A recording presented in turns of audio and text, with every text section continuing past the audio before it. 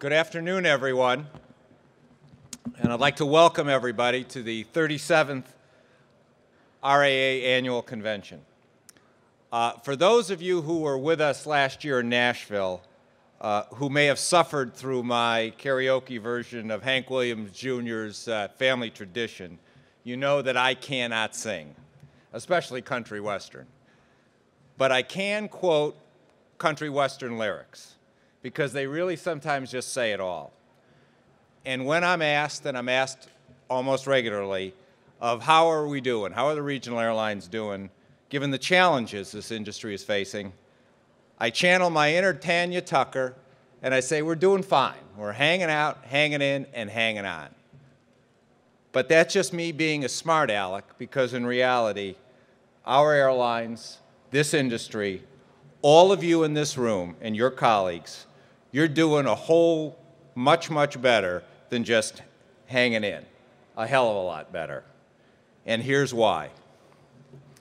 The people gathered here in Minneapolis this week, and there'll be more than 1,400 of you there, making it probably the second or third largest RAA convention in our history, have built an incredibly resilient, vital, and most importantly, safe industry.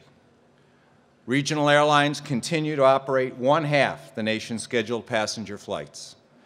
We employ close to 60,000 aviation professionals, and our members serve more than 600 communities across the country, and that's just in the U.S. and some 36 more in Canada, Mexico, and around the Caribbean. And in nearly 3/4 of these communities, regional airlines provide the only scheduled service. And in a global economy where scheduled service is just as important, if not more important than an internet connection, the people in these communities would literally be cut off from the global economy if it weren't for regional airlines. And that's why this RAA convention has become a must-do event. It's the one place where once a year it all comes together, where we renew old friendships, make new connections, and cement the personal relationships that have built and sustained this great industry. Who's here? Who are these 1,400 people?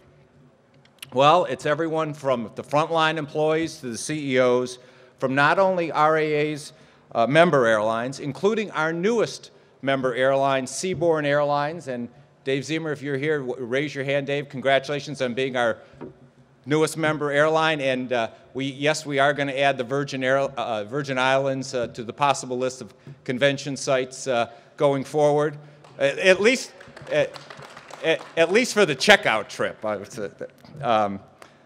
But there'll be representatives from more than 40 airlines across the globe. Our long and loyal RAA sponsors, who've supported this event religiously for 37 years. And please look for your names being flashed up on these screens continually over the next several days. And I'd like to give special recognition to our friends, tonight's sponsor of this event and tonight's reception, Superjet and PowerJet, and our thoughts and prayers and support goes out to they and all of their colleagues, help them manage through their recent tragedy. Our fellow aviation stakeholders from other associations, from organized labor, the government, and academia this year in a real big way. And that really shows we're really practicing what we preach about making it important to get that next generation of aviation professionals. Most importantly, a lot of people just kind of assume that we have an army of people who put on such a big event and do all the lobbying and regulatory work for RAA. And I'd like the Army to at least raise your hands to show just what a small band we might be. So those of us who are directly connected with the for RAA, if you just raise your hand. I'd like to also point out a special shout out to our newest recruit, Stacy Bechtold, our new Director of Safety and Technical Affairs. These are the people that work with you every day to keep regional airlines safe, professional, and reliable. Yesterday and today, after re-enlisting and re-electing our executive committee and board for another term, and I'd like to mention them, our chairman, Dan Garton, who you'll be hearing from tomorrow, our vice chair, Brad Holt of ExpressJet, our treasurer, Tim Combrick of Empire Air, our secretary, Dave Bushy of Cape Air, our at-large member, Joe Randall of Jazz, and our immediate past chairman, Jim Rankin of Air Wisconsin. Following that, our board and our associate member council got into the nitty-gritty of the issues that are really key to you. Everything that making sure that our cockpits have only the highest quality, best trained aviators, to the next phase of our groundbreaking fatigue study, where we'll be putting real pilots into real life scenarios, up to and including shuttling them back and forth between airport hotels before putting them back in the simulators and doing the research. To our efforts helping convince Congress to not only save the Essential Air Service program, but to strengthen it and preserve it for the future. In fact, at the risk of tooting our own horn, and if we can't do it at our own convention, where can we do it? Our board suggested we share with you what RAA did on your behalf, on our behalf, over the span of just a little more than a week late last month in April. Our people testified in Congress about how voluntary safety programs are universal across regional airlines and the safety leadership of our members. We formally made our case to the FAA that it's the quality of training and not the accumulation of unsupervised hours that makes for safe flying. We asked for and received approval from the Environmental Protection Agency on our plans to manage groundwater from regional airlines. We petitioned the FAA for continued acceptance of our ATP written exams. We formally educated the Labor Department how their proposed Family Medical Leave Act rules conflicted with the real life of regional airline employees, and explained to the Transportation Department why it's crazy to track plane-side check bags.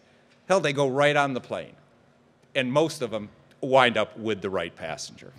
And when they don't, it's the passenger who might have forgotten to pick them up at the plane side.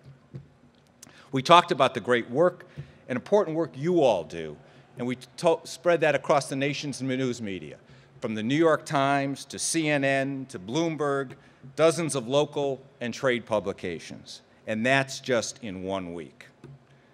But our board and our airlines aren't looking back, we're looking forward.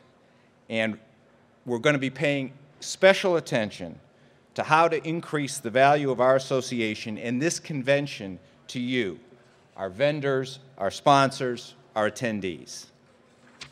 That's why we'll be talking a lot less this year, and guarantee certainly I'm not going to be singing, but we'll be listening a whole lot more here in Minneapolis, getting your feedback as to what will make your convention experience next year in Montreal and for 37 years following that even more valuable.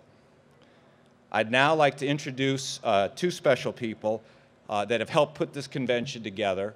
Our hometown hosts. I'm going to start off with Tim Anderson, who's the Deputy Director of the Minneapolis Airport Authority, the MAC, and followed immediately by our former chairman to introduce today's honored guest.